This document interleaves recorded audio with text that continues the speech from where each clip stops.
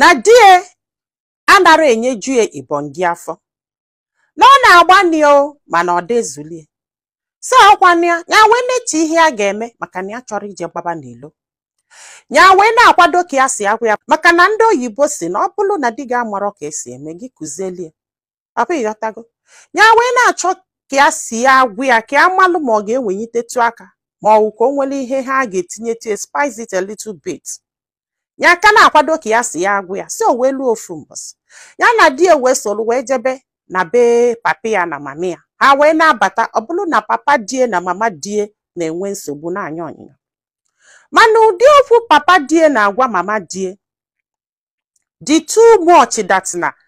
okwu a bụ okwu a na-agwa nwaanyị na-agba n'ilo okwu a bụ okwu a na-agwa nwaanyị gbabugo n'ilo okwu a bụ okwu a na-agwa nya ọ dịrọ mma cha na ntị ịghọta so ọkwa na afa abata ndị na dị ma na-achọ dị ma na fabata na-agwa this woman the woman na-agwakwu ya nke o it's not like na father exchange okwu so ọkwa na mana ihe a dụrụ ya mma na-arụ ha wee nọsịa wee na ya wee nalute wee jụwa die wee si biko kedu ife papa gị ji agwazili mama gị ụdị okwu a ọ na-agwa okwu a na-agwa onye na-agba n'ilo di ya wee si ya na according to papia na ọ si na anọgidela ofu mbọsị mami a wee si ya na ọ na-akwa na-enyeju ibongi afọ na ọ chọkwanụ ka o wee nyitetu aka si mami a wee gwasị anya ya wee si ya nwaanyị gị jee nọla ala kedu ụdị akụkọ a na-akọ ihe anụwa ya wee basịala ya mba bachicheli ya ntị si ọkwana ya na ihe anụ wee mesịrọ 6 months nwunye gwasịrị ya ife ya wee nu kepu na nwunye na-agba n'ilo ya wee tinye anya na mmiri o wee bụrụ eziokwu ọkwana ya wee confront nwunye si ha anụwa wee bụrụ nnekwu okwu because na papia si na afụlụ prove na eziokwu na nwunye gbaba n'ilo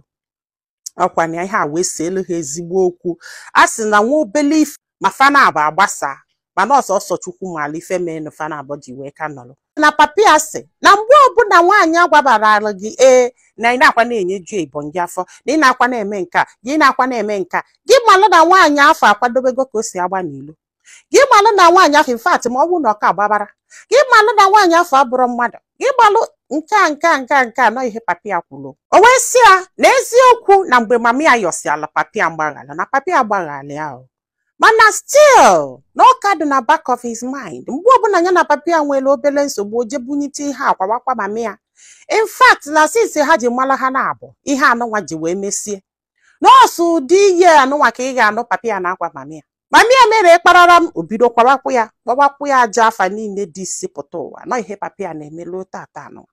na fe wegola aka ndị ya ọnyacha wele aka ekpe ya ọnyacha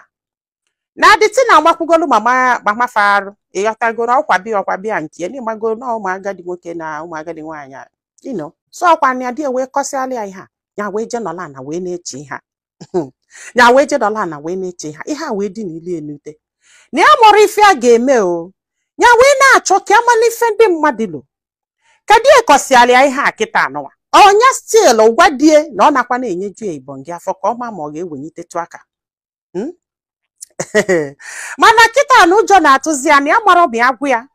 ọgha mgbe afọ ligolie akwa ịghọtago so nwanne m kedu ife ilo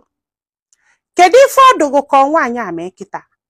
ọnya gaa n'iru gwa die ihe anụnwa ọ chọrọ ịgwa ya ka di enwenyite aka ka udo wee dọrọ fana ka onye rapụba na ọ bụrụ na ọgwụ ya na ọ ga-akpatakwa nsogbu Chineke